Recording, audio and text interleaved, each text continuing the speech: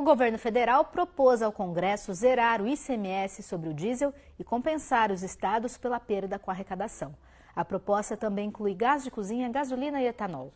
Durante coletiva no Palácio do Planalto, o presidente Bolsonaro afirmou que o imposto deve ser zerado se os governadores aceitarem reduzir a alíquota sobre o combustível para o teto de 17%, previsto no projeto de lei aprovado pela Câmara dos Deputados.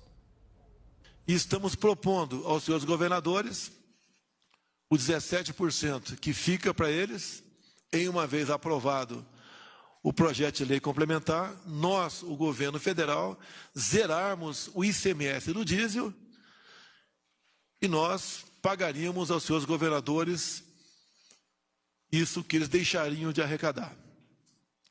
Também, no gás de cozinha, nós zeramos o imposto federal PIS/COFINS desde o ano passado e desde que os senhores governadores entendam que possam também zerar o ICMS, nós, o governo federal, ressarciremos aos seus governadores o que eles deixarão de arrecadar.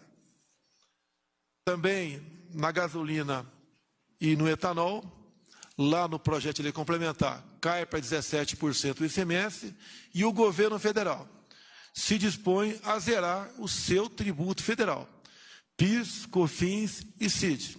Ou seja, a gasolina também deixaria de ter imposto federal. A ideia é justamente que uma parte que venha por esse teto de 17%, essa seja a colaboração dos estados e municípios, e o governo federal, por outro lado, transferindo recursos para qualquer redução de impostos que vá além disso. Tem tempo definido, até 31 de dezembro, e valor definido. A proposta do governo não foi bem recebida pela classe dos caminhoneiros. Segundo a Associação Brasileira de Condutores de Veículos Automotores, o problema não está sendo enfrentado e os preços dos combustíveis vão continuar subindo, já que esse movimento do governo é apenas paliativo. A Abrava ainda aponta que a falta de planejamento e responsabilidade levou o país ao caos e que a categoria não enxerga uma luz no fim do túnel. Quem já aparece aqui para comentar este assunto é o Miguel Daúde. Daúde, essa proposta é uma tentativa do governo de reduzir a alta dos preços e conter o processo inflacionário. Você acha que isso é suficiente para segurar o avanço da inflação? Muito boa tarde para você, seja bem-vindo como sempre. Boa tarde, Júlia, boa tarde a todos.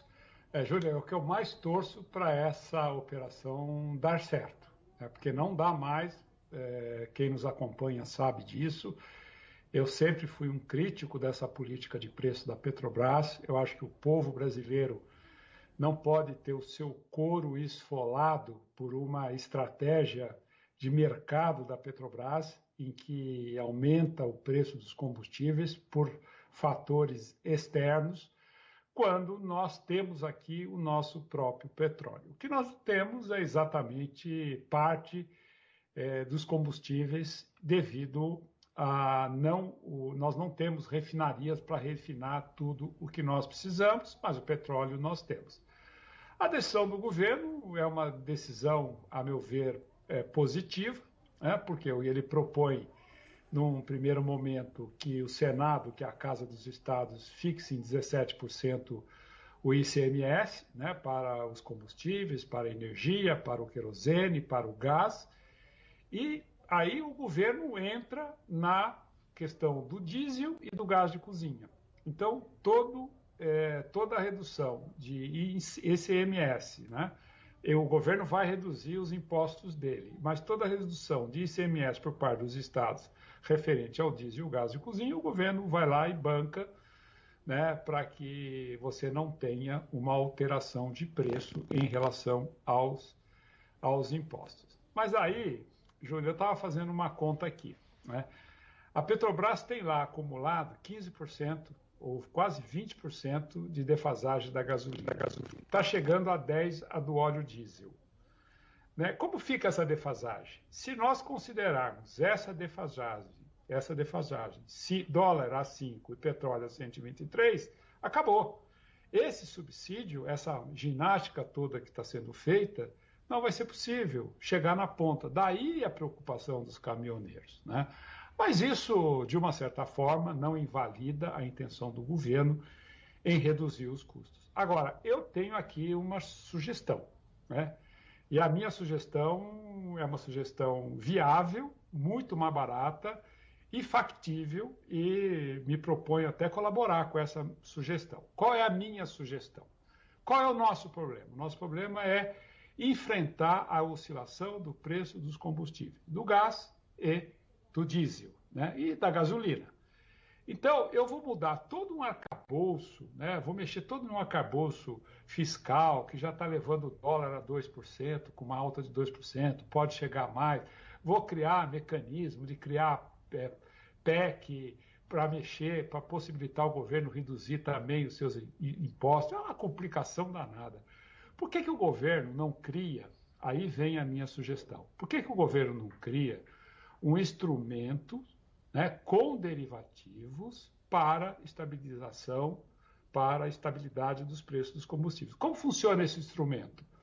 Você pede uma permissão, porque isso não pode ser feito hoje, pede uma autorização, a Petrobras vai no mercado futuro e compra essa defasagem de diesel e de gás. Vai lá e compra as opções no mercado internacional, porque isso é vendido lá, né? E você pode fazer isso. Aí o custo disso, caso ele venha, né, o preço venha a cair e você tem que entregar essa posição, o governo paga, vai pagar bem menos.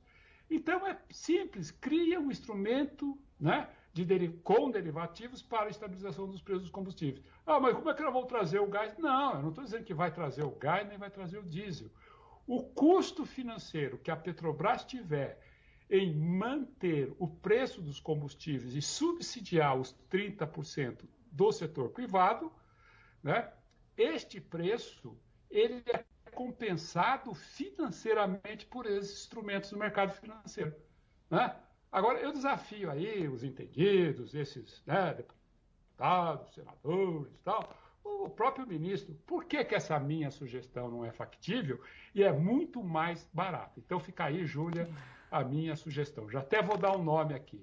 Instrumentos, né, com derivativo para a estabilização dos preços dos combustíveis, que a Petrobras faria no mercado internacional e receberia o custo financeiro por essas oscilações que nós estamos tendo. Está aí a minha sugestão.